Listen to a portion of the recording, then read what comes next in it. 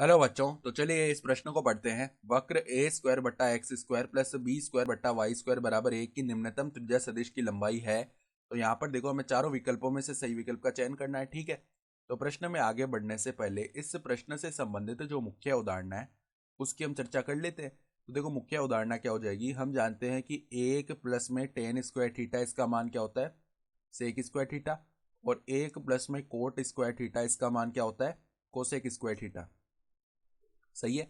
तो अब देखो, ये जो समीकरण दिया हुआ है इसके हिसाब से हम पहले x बराबर में क्या मान लेते हैं, एक बार के लिए a सेक थीटा ये बिंदु माना। और y बराबर में हमने क्या मान लिया, a कोसेक थीटा ये बिंदु माना। सही है। तो अब देखना ध्यान से, अगर हम क्या कर रहे हैं, त्रिज्या सदिश की लंबाई लिखेंगे ना।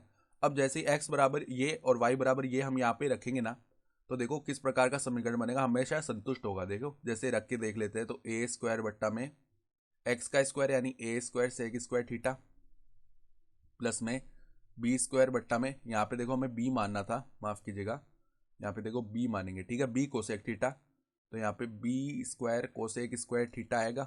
अब देखो इसका मान निकालेंगे, तो ए स्क्वायर से ए स्क्वायर विभाजित हुआ एक बट्टा sec square theta cos square theta हो जाएगा, और प्लस में यहाँ पर इसी प्रकार साइन स्क्वायर थीटा होगा। तो ये सदैव एक आएगा, मतलब संतुष्ट हो रहा है ना। सही है। तो अब देखो हम क्या करते हैं, हमें निम्नतम त्रिज्या सदिश की लंबाई बतानी है। तो जो त्रिज्या सदिश है ना वो किस प्रकार का आएगा, अगर हम त्रिज्या सदिश आर स्क्वायर निकालेंगे उसका मान एक्स स्क्वायर प्लस में वाई स्क्वायर के बराबर आता है। मतलब त्रिज्या सदिश तो आर होता है, लेकिन हम उसका जब स्क्वायर करेंगे तो वो यहाँ से X square plus Y square के बराबर आता है। ठीक है, तो यहाँ पर देखो हम मान रख लेते हैं a square sec square theta plus में B square cosec square theta. अब देखो, सेक स्क्वायर थीटा को हमने एक प्लस टेन स्क्वायर थीटा लिख लिया, तो ए स्क्वायर गुणा में एक प्लस में टेन स्क्वायर थीटा प्लस में देखो बी स्क्वायर गुणा में एक प्लस में कोट स्क्वायर थीटा लिख लिया इसको। सही है। अब अंदर गुणा कर लेते हैं, तो ए स्क्वायर प्लस में a square tan square theta plus में बी स्क्वायर प्लस में B square cot square theta. अब देखो समान पदों को साथ में लिखते हैं, यानी आर स्क्वायर बराबर में इस प्रकार लिख रहे हैं पदों को, ए स्क्वायर प्लस में बी स्क्वायर प्लस में देखो हमने क्या किया, a square tan square theta. ठीक है, a square tan square theta plus में क्या कर दिया, b square cot square theta. अब ध्यान से देखो, हम यहाँ पे प्लस में दो ए भी करते हैं और माइनस में दो ए भी करते हैं। सही है। तो ए स्क्वायर प्लस में बी स्क्वायर प्लस में दो ए बी, इसको मिलाकर हमने क्या लिख लिया, ए प्लस बी का स्क्वायर। बचे हुए पद क्या है, बचे हुए पदों में देखो हमने A square tan square theta को क्या लिख लिया, ए टेन थीटा का स्क्वायर प्लस में B square cot square theta को क्या लिख लिया, बी कोट थीटा का स्क्वायर।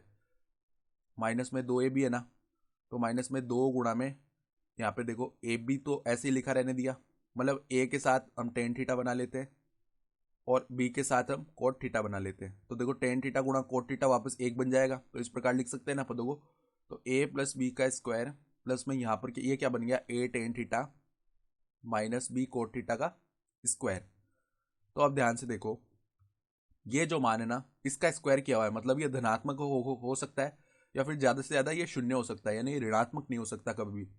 और मतलब हमें क्या चाहिए, निम्नतम मान चाहिए ना। तो निम्नतम मान के लिए देखो आर स्क्वायर का अगर हम निम्नतम मान लिखेंगे, तो निम्नतम मान तो सदैव यही आएगा, ए प्लस बी का स्क्वायर, क्योंकि इसका मान कम ज़्यादा होता रहेगा यहाँ पर जैसे जैसे हम थीटा के मान रखेंगे। लेकिन ए प्लस बी का स्क्वायर ये तो क्या है, हमेशा अचर है और ये धनात्मक भी है, यानी निम्नतम मान तो ये होगा। अब हम अगर आर का निम्नतम मान लिखेंगे ना, तो आर का निम्नतम मान हमारा क्या आ जाएगा, यहाँ पे देखो दोनों तरफ वर्गमूल लेंगे तो ए प्लस बी आ जाएगा। ठीक है, तो अगर हम विकल्प देखें तो विकल्प जो बी है वो हमारा सही विकल्प आ रहा है। तो आशा करता हूँ कि आपको ये प्रश्न समझ में आया होगा। धन्यवाद।